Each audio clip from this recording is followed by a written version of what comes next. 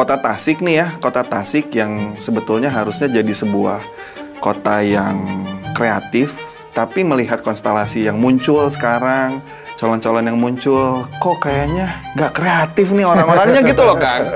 Sedangkan kita kan punya human resource yang luar biasa soal kreatif. Oh ini punya duitnya saeutik gitu kan. Yang diomongin itu gitu aja. Ya? Mana jang urang nah gitu. Iya. Jangka panjang, jangka pendek, jangka urang gitu. Yang bisa kita maksimalkan adalah sumber daya manusianya dengan potensi kreatifnya. Nah ini kan juga potensinya kreatif, tapi akses untuk melakukan kreativitasnya ini tidak dipermudah juga. Mana gedung kreatif center, namanya udah kreatif. Center lagi, pusat kreatif. Gedungnya ada. Gedungnya ada, kegiatannya nggak ada. Sehingga ketika izin-izin acara dipersulit, dipermudah sih kalau lancar duitnya. Sehingga investor-investor yang mau masuk ke kota Tasik, mau bikin acara, mau bikin usaha, pikir beribu-ribu kali mungkin. Dan itu memperpanjang proses birokrasi. Ya itu. Izinnya jadi semakin kalau mahal. Izinnya itu, birokrasi makin panjang, izinnya jadi mahal. Iya. Kemarin juga waktu Kang Bima Arya datang ke Tasik ya, dia nanya juga mengenai gimana nih kegiatan atau perizinan di pemerintah sejauh ini seperti apa. Pemerintah paling awal dan hadir ketika teman-teman mau mengadakan suatu acara. Gimana maksudnya? Ya hadir ketika izin dipertanyakan mengenai biaya, dan ketika selesai ditanyakan mengenai pajak, selalu hadir tentunya. Saya mah insya Allah dengan siapa aja sebetulnya sejauh ini tidak ada beban sih buat saya mah. Yang calon yang mau sama saya yang merasa beban nggak, jeung urang gitu. Jeung nu gelo kieu gitu.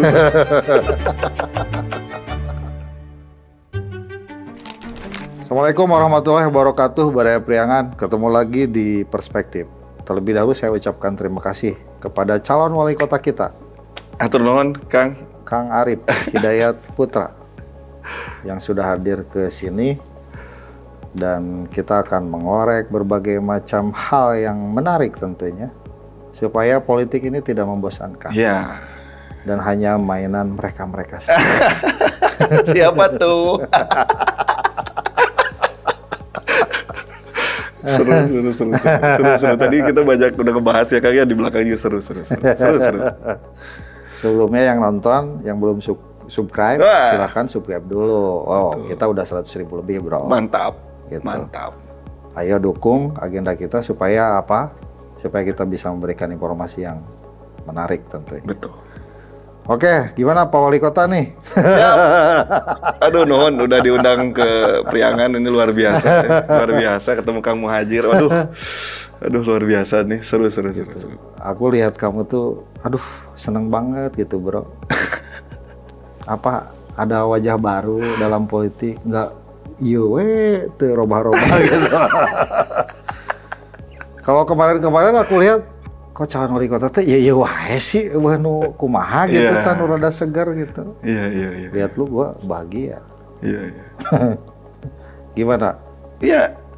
Ya kurang lebih sama ya. Berangkat dari keresahan juga sama Kang. Ngelihat khususnya ya itu teh kota Tasik nih ya, kota Tasik yang sebetulnya harusnya jadi sebuah kota yang kreatif, tapi melihat konstelasi yang muncul sekarang, calon-calon yang muncul, kok kayaknya nggak kreatif nih orang-orangnya gitu loh Kang. Sedangkan kita kan punya human resource yang luar biasa soal kreatif. Nah ini yang berangkat dari situ, yang mudah-mudahan teman-teman juga melihat saya khususnya berangkat dari kota Tasik, usaha juga di kota Tasik, terlihat dari mulai nol sampai sekarang, membesar, karyanya ada, dirasakan juga oleh masyarakat.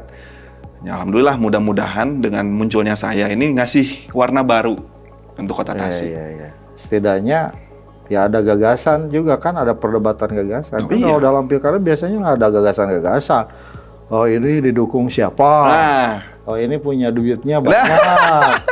Oh ini punya duitnya saeutik gitu kan. Yang diomongin itu gitu aja.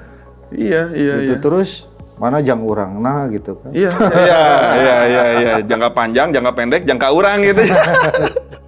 Nah ini yang sebetulnya buat saya juga bab resah ini pun sampai ke taraf itu. Dimana yang saya lihat ini calon-calon yang muncul ini, saya lihat bukan lagi mikirin soal gagasan, Tapi mengenai bab koalisi, bab isi tasnya, bab nanti berpasangan dengan siapa dan apa komitmen yang terjalin. Jadi menurut saya pembahasannya teh hanya di taraf elit gitu kan. Ngan hayo we ngurus nukar itu kan Iya. eta meureunnya tinggal dia we heueuh. Kamu rek gabung mah ya orang. Kan sederhananya gini. Lu rek nyalon, gua rek nyalon. Gua kan nanya sama lu, Rip nyalon yuk. Iya. Cek lu tah yuk. Oke. Terus sahajat satuna. Oke. Nah, deal-dealan nih. Anggeus we kamu lah jat satuna urang mah ganyel we jat dua heuh. Oke. Kamu boga duit sabaraha? Ayalah urang sakieu. Patungan. Tadi urang sakieu heuh. Oke. Partena mana? Tuh itu partena. Heeh. Komunikasi, lobby, deal, enggak selesai. Beres. Teguh duri we. Berarti Tapi yang terjadi kan gak gitu kan. iya Yang terjadi benar, kan gitu. Benar, yang tidak terjadi teh membuat segala sesuatunya Iya. dalam proses pilkada ini jadi riweuh. Kalau bisa sulit, kenapa harus mudah? Kan itu terus polanya. Ya kenapa harus dipermudah? Itu polanya. Polanya itu sehingga nggak beres-beres ketika pun siapapun ini yang jadi dengan model kayak gitu. Ya hasilnya juga pemerintahnya akan kayak gitu. Iya, dan ini kan ditentukan oleh orang-orang pusat yang tentu tahu juga Iya. di daerah tuh kayak gimana, masyarakatnya butuh yang seperti apa. Iya. Iya. Ya, belum tentu juga kan. Iya makanya kenapa saya muncul. Saya selalu ngomong ke orang-orang lain juga, ke masyarakat khususnya dan teman-teman. Kemunculan saya ini tidak ada ambisi pribadi buat saya. Jadi sangat ringan sekali saya dalam melangkah ini tuh Kang. Karena Itu urusan lah sing terjadi oge. Ya, yang gitu. penting orang muncul lah ya nah gitu, setidaknya yang muncul sekarang ini tuh tidak enjoy dengan pola yang sudah dia bangun bertahun-tahun ke belakang. Nah dengan munculnya saya, yang saya harapkan dan memang strategi yang saya buat juga cukup mengganggu saat ini tuh. Ya inilah namanya pergerakan, namanya perjuangan. Ini yang saya lakukan. Lu kan tadi berangkat dari keresahan. Iya. Keresahan itu ibarat kita bereaksi terhadap sebuah fenomena lah. Ya. Oke, apa yang lu mau kritik Iya. soal Tasik? Ya itu, ini tuh kontradiktif Kang. Kita tuh secara geografis kota Tasik ini tuh tidak punya sumber daya alam yang bisa digali maksimal. Kecuali Kesik. Itu kan sudah kabupaten juga lagi itu kan. Udah kabupaten Di lagi. kota nangis terebeaknya Ya Kesik. ada, iya. Udah nggak bisa maksimal lagi. Yang bisa kita maksimalkan adalah sumber daya manusianya dengan potensi kreatifnya. Nah ini kan juga potensinya kreatif, tapi akses untuk melakukan kreativitasnya ini tidak dipermudah juga.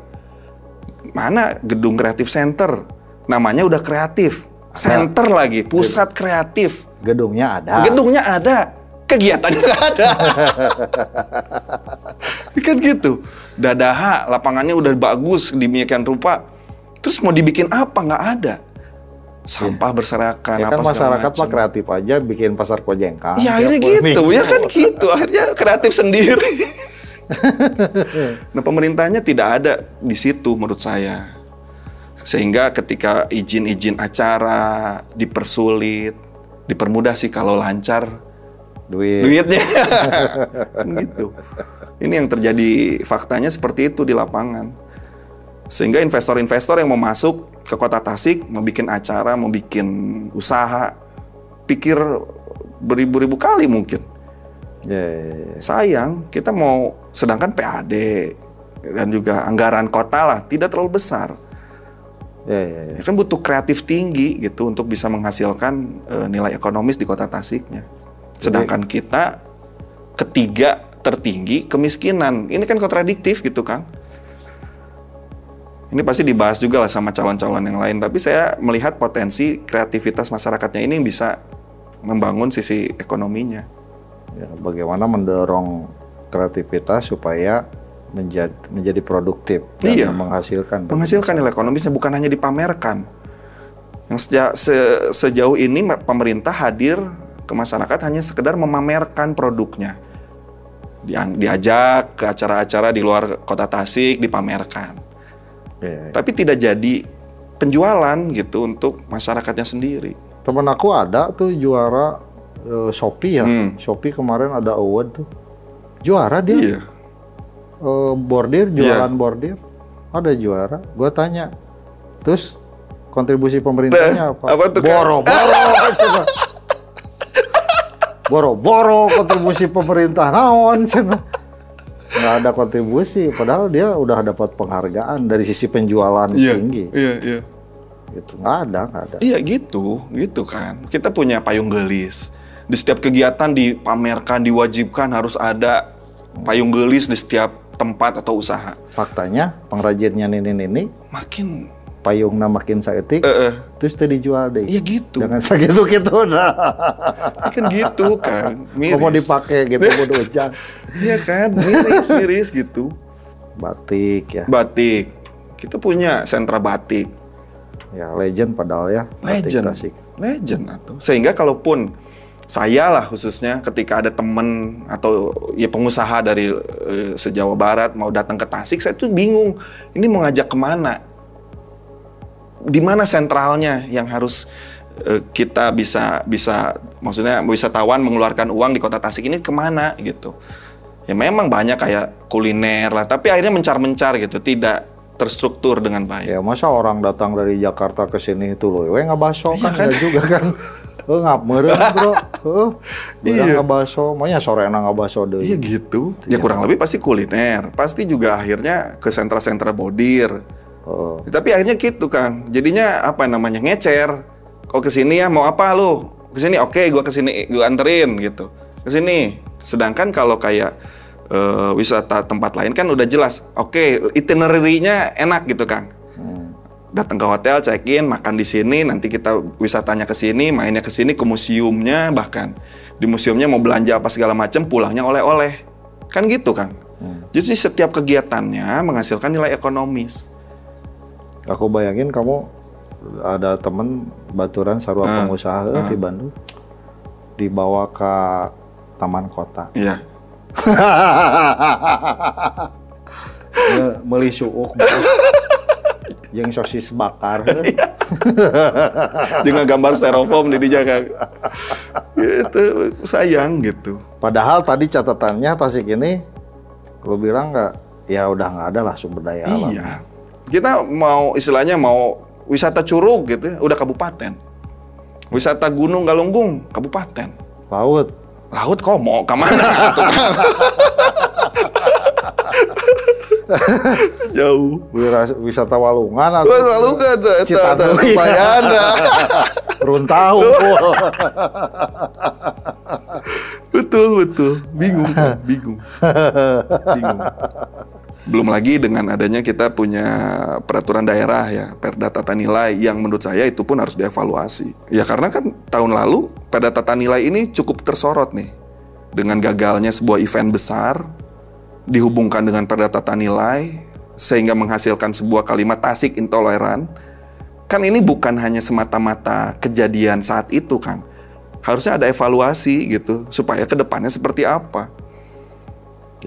Ya kan ini yang terjadi. Sedangkan aparat kebanyakan akhirnya waktu kejadian yang lalu angkat tangan segala macam. Pemerintah juga tidak mau ikut campur, hanya menenangkan saja akhirnya. Tapi tidak menjadi sebuah hasil evaluasi yang maksimal. Ya ribet juga ya kalau mikirin investasi ya. Iya dong Kang. Investasi ya industri kreatif ini kan diantaranya banyak kan, diantaranya event organizer, event-event. Betul. Gitu kan. Lalu musik kan betul. Masuk, perfilman, artis, acara di sini seperti apa, film apa segala macam, terlalu banyak hal yang istilahnya tidak boleh sehingga orang kan bingung, takut jadinya, takut salah. Dan itu memperpanjang proses birokrasi. Ya itu. Izinnya jadi semakin kalau izinnya itu birokrasi makin panjang, izinnya jadi mahal. Iya. Dan banyak yang terlibat ya. Itu pisan. Gitu bisa. Ya kan kalau ada 17 Agustusan di lembur ya. Kan tukang dagang makan sok ngil hayang rame gitu kan. Tukang dagang bener tuh. Kan tidak ada pengumumannya, tidak ada apa-apa serek imtihan. Cirinya tuh pas mau rame-rame ya di lembur ya. Ciri-cirinya teh pas sore ya teh, nah loban udah. Iya, betul. Mereka mah kan radarnya. Radar. Itu konektivitasnya seperti gitu. Tiba-tiba ramai aja. Ya, iya, radarnya sinyalnya kuat itu mereka mencium ada Kegiatan. Iya. Dan dalam konteks izin pun gitu ya. Betul. Akhirnya gini Kang, kemarin juga waktu Kang Bima Arya datang ke Tasik ya, diskusi dengan para pelaku usaha muda. Ya, dia nanya juga mengenai gimana nih kegiatan atau perizinan di pemerintah sejauh ini seperti apa. Ya, saya ngomong, banyak lah teman-teman yang lain yang mengeluhkan kalau pemerintah di Kota Tasik itu sejauh ini tidak ikut terlibat lah, tidak hadir. Buat saya malah beda. Buat saya malah pemerintah paling awal dan hadir ketika teman-teman mau mengadakan suatu acara. Gimana maksudnya? Ya hadir ketika izin dipertanyakan mengenai biaya, dan ketika selesai ditanyakan mengenai pajak, selalu hadir tentunya. Hadir, tidak pernah tidak kalau soal itu, Mas. Nggak mau. Mungkin yang dia maksud kehadiran pemerintah itu karena event ini, event sekecil apapun event lah ya. Ya, sekecil apapun lu ngadain event. Mau tingkat RT juga itu ada perputaran ekonomi. Betul. Bener kan? Betul. Iya, apalagi bikin event besar. Iya. Iyalah, bukan hanya ekonomi, tapi kan brand, image Kota Tasiknya pun meningkat. Iya. Kalau secara bisnis ya Kang ya. Iya, kan kalau mau ditarik ke religi juga tinggal religi aja temanya, apa susahnya? Iya, itu. Kan kalau secara bisnis ada yang namanya ketika kita spend money itu bukan hanya profit yang didapat. Misalkan lu mau ngadirin Ariel ke Tasik. Nah, lu kan nggak bisa. Belum tentu. Nggak bisa. Memang sejauh ini informasinya kayak gitu. Iya kan? Iya kan? Iya. Coba Ariel nyanyi lagu Islam. Kayaknya bisa deh. Bisa kayaknya. Iya betul. Temanya Arielnya lagu religi. tapi emang ada kan? Kayaknya, cuman kan masalahnya kayaknya sosok. Bisa kalau bisa. Itu. Harusnya bisa. Bisa kok. Jadi apa ya? Terlalu ini dengan kemasannya nggak jelas juga. Iya gitu loh Kang. Akhirnya kan ujung-ujungnya masyarakat Kota Tasiknya cari hiburan di kota lain. Iya. Ini yang saya khawatirkan ketika nanti euforia gerbang tol katanya akan dibuka di Kota Tasik. Yang saya khawatirkan bukan peningkatan pendapatan Kota Tasik yang meningkatnya, tapi malah Bandung. Bukan lantas orang Jakarta, orang Bandung main buang uang ke Tasik. Belum tentu. Tapi orang Tasik yang main. Buang mempermudah orang Tasik buang uang dari Kota Tasik ke luar kota. Kan itu bisa jadi blunder gitu. Emang sekarang juga kayak gitu. Emang sekarang gitu kan. gitu euforia pemerintah. Nanti kita akan ada gerbang tol, nanti harus kita persiapkan infrastruktur, gudang apa segala macam kita. Iya, konsepnya seperti itu. Tapi kalau hal tersebut tidak terantisipasi mengenai fasilitas yang ada, ya apa yang bisa digali Kota Tasik? Ruwet juga ya. Iya.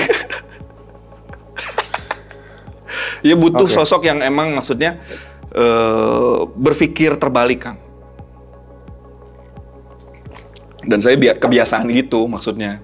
Buat saya ketika di dalam dunia usaha selalu melihat sisi terbalik gitu. Aduh, gua mikir maksudnya terbalik apa lu tuh? Oh iya, ketika orang berpikir terbalik. Iya. Ntar gua lagi mikirin lu terbalik. Siap jungkir balik demi rakyat.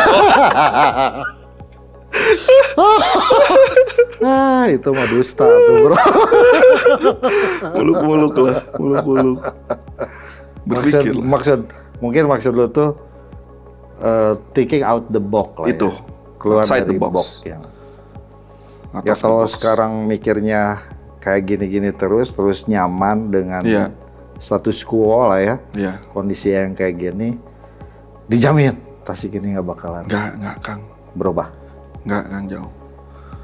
Kenyamanan itu adalah sebuah racun sebetulnya. Ya buat siapapun ya. Menurut saya, apalagi saya yang berangkat dari nol gitu untuk membuat usaha dan sampai sekarang selalu merasa tidak nyaman. Siapa yang nyaman sekarang? Iya ada ya yang rakyatnya nggak nyaman bos. Ya itu. Ranking Itu. 3 termiskin. Emang mereka nyaman dalam kemiskinan kan? Enggak. Tapi kan dibuai dengan kenyamanan, Kang.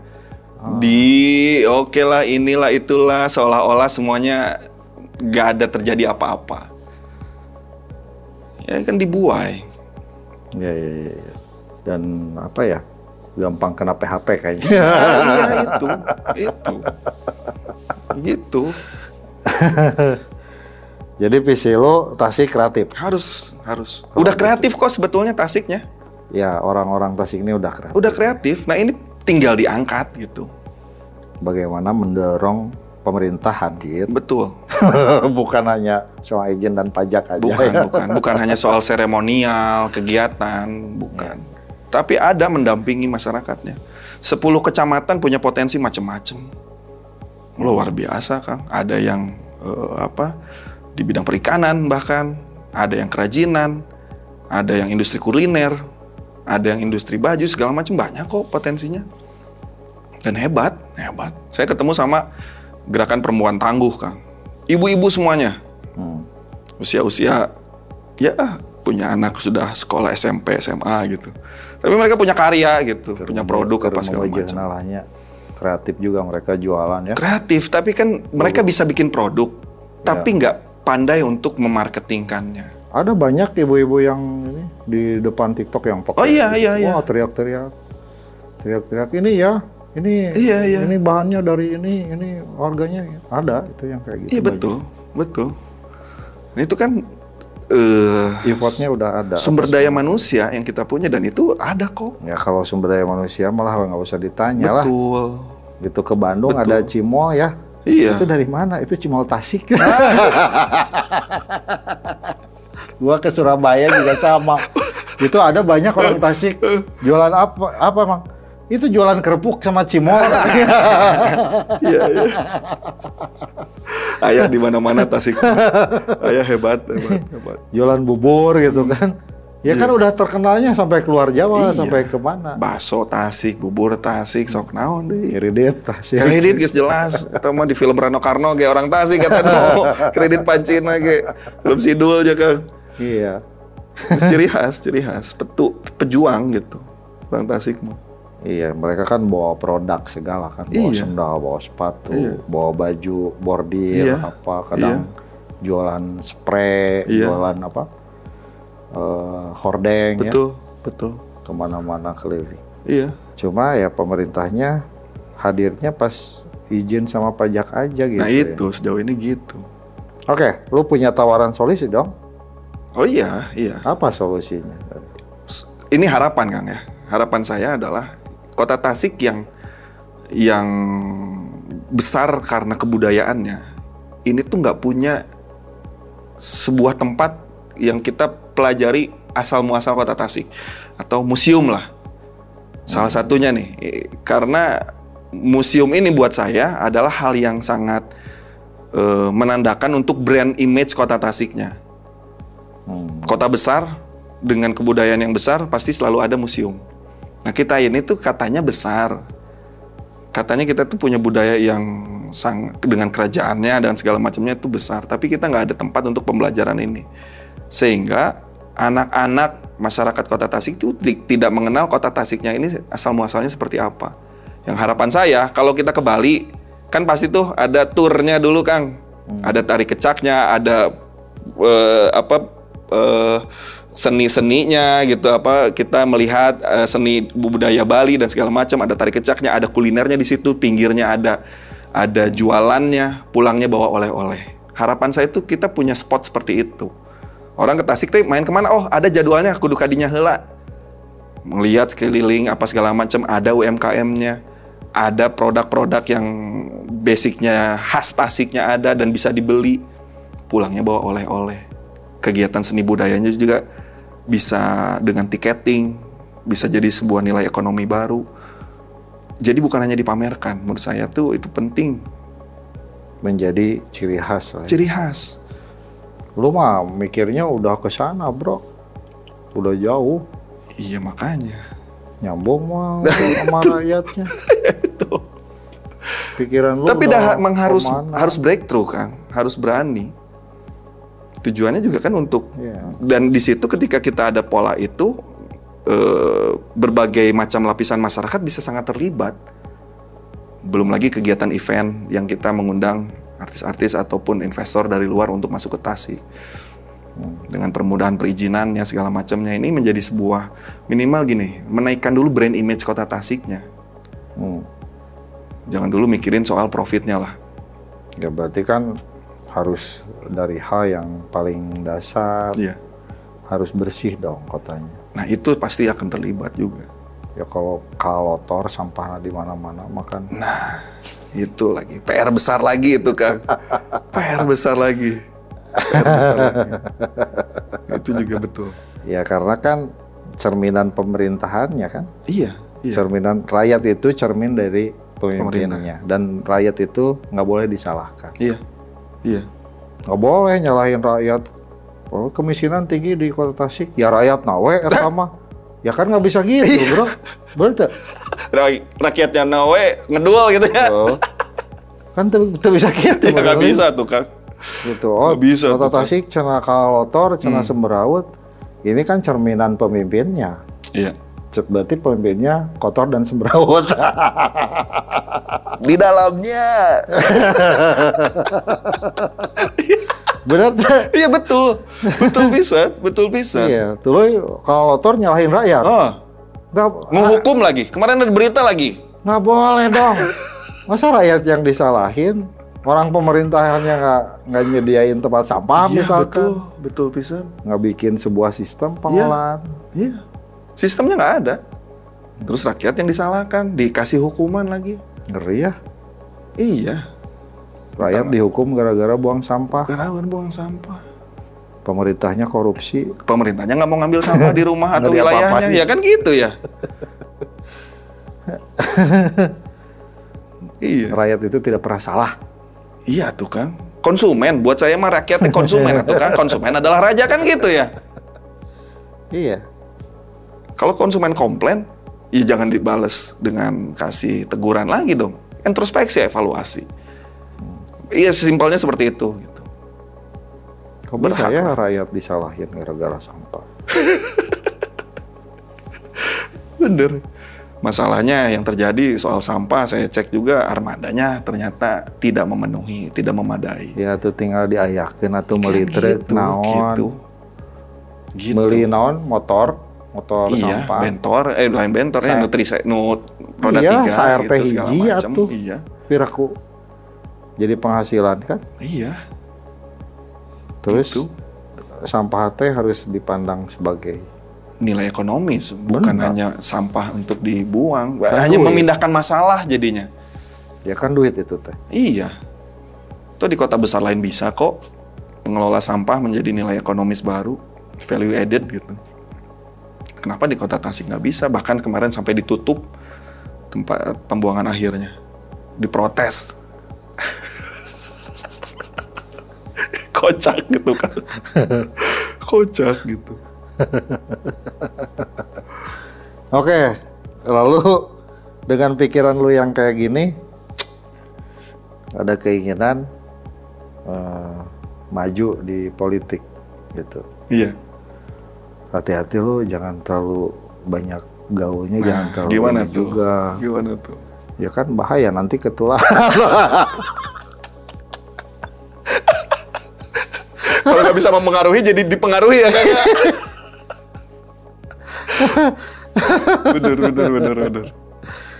Sekarang lo turun kan? Ya. Nah, maka Arif Hidayat Putra yang anaknya Pak Hidayat itu, oh bukannya? Bukan. Oke, Hidayat Putra ya. Ini sekarang sudah jadi politisi karena sudah ngisian formulir. Sudah mengikuti tahapannya. Mengikuti tahapan di berbagai macam partai. Betul. Ya. Betul. Gitu. Terus gimana? Kelanjutan ceritanya gimana? Gue pengen dengerin aja, sama ke pemirsa juga. Iya. Pengen dengerin. Apa yang terjadi?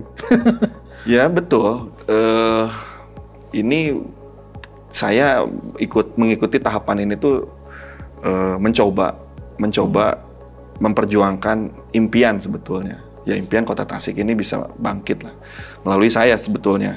konsentrasi impiannya gitu. Nah, tahapannya harus diikuti dong. Ya. Selama ini kan anak-anak muda, orang-orang muda itu hanya berani teriak-teriak ketika masalah sudah terjadi. Ini kan kebanyakan gitu.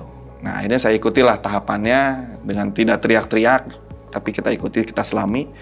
Dan ternyata ya itu, pola-pola lama ini masih terjadi. Masihlah membahas bukan mengenai kemampuan konsep atau gagasan, tapi yang dipertanyakan adalah kemampuan finansial dan sebagainya. Yang menurut saya ya tidak jadi masalah juga.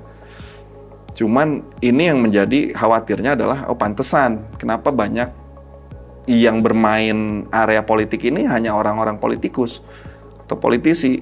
Ya, karena jatuhnya hanya mainnya aturan bermainnya hanya mereka aja yang seolah-olah boleh mengikuti gitu.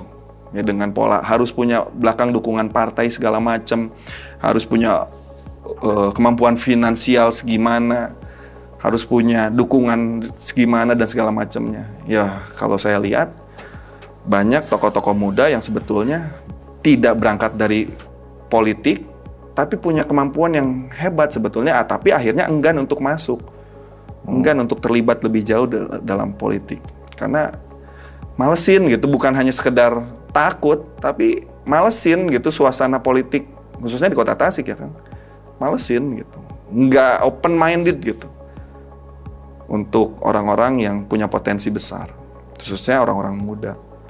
Nah, karena saya kebetulan punya agak sedikit gila dalam konsep dan keberanian, ya inilah modal utama saya wani weh lah. Ya, karena intinya kan pak gelo-gelo. Udah gitu. Gelo-gelo aja. Gitu aja.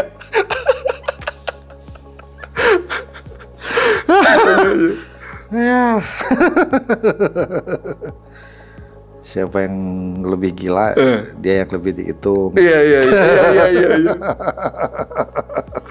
Benar.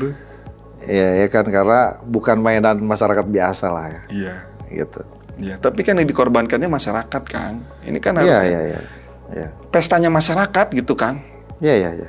Ya benar. Tapi nggak dilibatkan masyarakat. Dan masyarakat itu kan sangat mudah digiring dengan pencitraan. Nah, gitu. Dengan hal-hal yang atributif ya, hal-hal yang sifatnya hanya hiasan, bukan substansi dari ini. Masyarakat juga kan kadang nggak lihat track record, nggak lihat apa. Iya. Ya dia tergantung siapa yang banyak berbicara gitu. Palo-palo lah. Kumaha cek ramena lah. Berarti sudah daftar ke PKB. Iya. Kemarin nggak ikut UKK. Ikut akhirnya. Ikut secara yang di kotanya. Tinggal nunggu panggilan ke mungkin, DPP. Ya. Kalau ke PAN masuk juga. Aku baca beritanya masuk juga tuh di antara 7 orang katanya. Iya. Gitu. Iya. Ini millennials masuk di daftar calon ya. Iya. Di PAN. Iya. Partai mana lagi? Sejauh ini tinggal itu, Kang. PKB dan PAN sih sebetulnya yang masih terus komunikasi. Ketua HIPMI PAN kayaknya cocok deh. Harusnya sih ya. Tinggal lobby-lobby di HIPMI aja. Iya, karena kan saya juga komunikasi sama senior HIPMI juga, Kang Radityo Egi. Beliau juga menantu dari Pak Zulhas. Komunikasi mengenai PAN gitu. Wah, kamu udah bedi itu ya. Mainnya udah nah di itu, sana. HIPMI teh punya jalur itu, Kang. Mainannya udah di sana berarti ya. Iya. Terus gimana respon dari anaknya Zulhas? Ya beliau sih menyuruh saya buat sok buka komunikasi dulu sama daerah, sama kota. Nanti infoin lagi ke saya apa. Ya tinggal WA aja sekarang. Udah beres sama daerah. Terus gimana lagi? Saya share juga kok berita itu.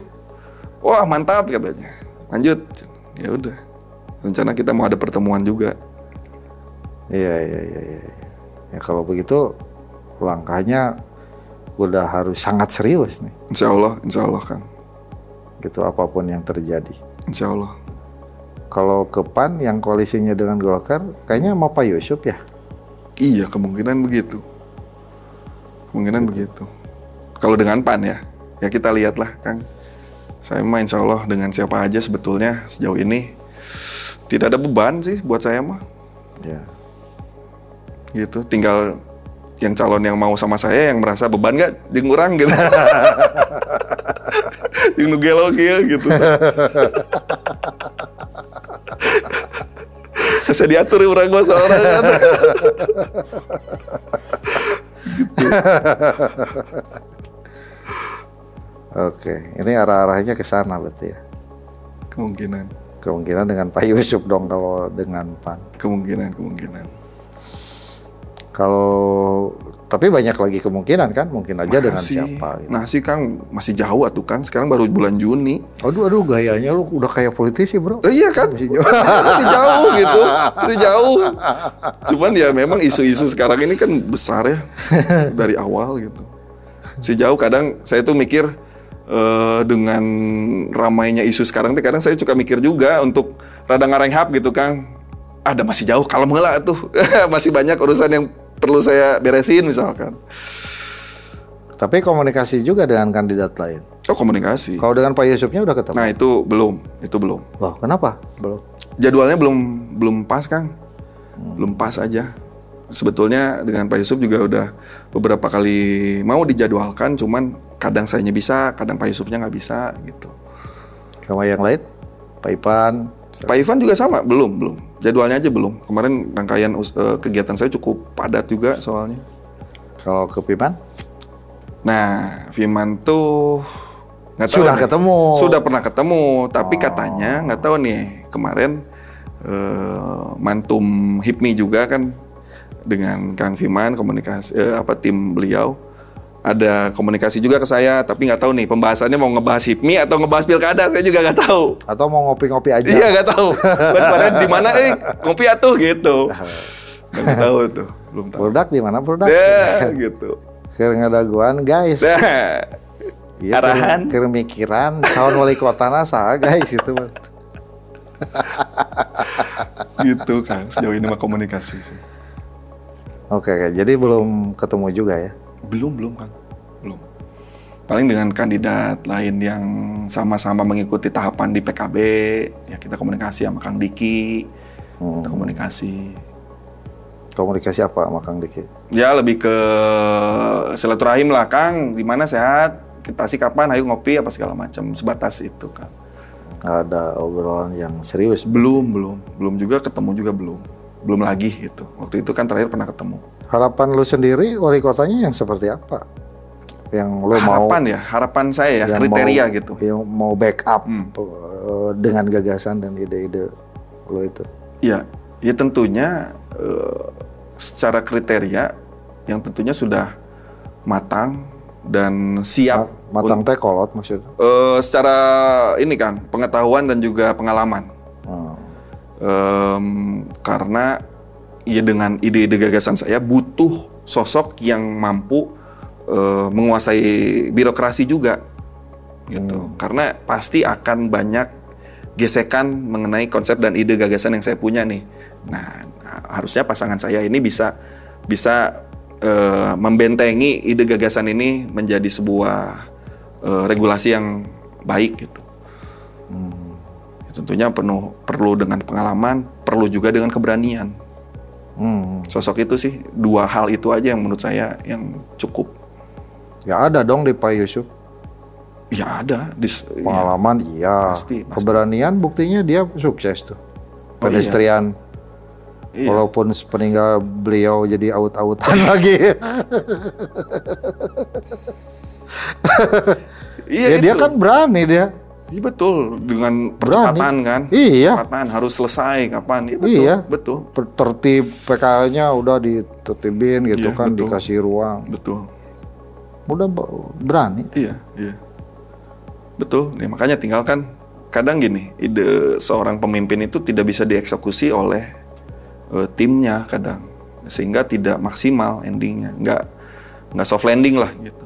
Menurut saya ada sedikit yang harusnya bisa, yaitu tim ini harus ya baik itu kepala dinas atau apapun ini harus sesuai lah, put the man right man on the right place-nya harus tepat gitu. Menurut saya sih. Ya kan Pak Ivan juga cukup secara pengalaman. Saya lihat tokoh-tokoh senior juga ada beberapa yang ya berpengalaman lah. Oke, menarik sekali perbincangan kita dan banyak hal yang apa namanya aku notice ya, aku catat gitu. Pertama soal gagasan, kreativitas, keduanya soal keresahan di kalangan pengusaha muda terutama ya. Iya. Pengusaha muda. Lalu yang ketiganya soal realitas politik yang tak asik. Gak asik, Kang. Gak asik. Ya itu bertolak belakang dengan kreativitas. Iya. Kan harusnya kreativitas, industri kreatif ini harus asik dan menyenangkan. Iya. Pilkada ini tuh harusnya riang gembira. Enggak lah, sekarang mah samutut juga kan, liar juga kabeh calon oge atuh bro, mikiran duit. Iya makanya. Ya kan? Mikiran, aing 5 miliar ya. Sponsor dosa. Pas datang ditanya, pertama ditanya duit. Pak Arif emang punya logistik berapa? Iya benar. Oh adalah 10 miliar, yang ready-nya berapa? Sekarang sudah ada 5 miliar, geus keluar teh. Kumaha bro, siap? Aing bingung siap 5 miliar. Aing di mana mau 5 miliar?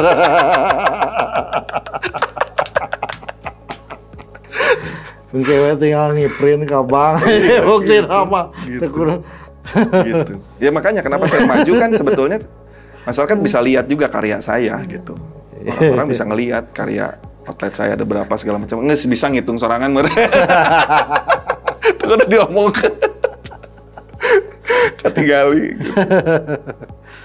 Ya kan asiknya kayak gitu. Harusnya berdinamika dulu, barulah nanti di akhir itu ngomongin hal yang seperti itu. Betul. Gagasan dan lain sebagainya. Iya. Ya memang seperti itu faktanya. Mudah-mudahan kamu banyak belajar ya, Dik. Pasti. Pasti banyak pisan pelajaran. Kalau politik itu tidak seindah yang kamu bayangkan. Iya betul. Agak ngeri ya. Mudah-mudahan adik bisa belajar. Siap Kakanda, mohon arahannya. Bilta ya. Assalamualaikum warahmatullahi wabarakatuh. Ketemu lagi di Perspektif episode berikutnya.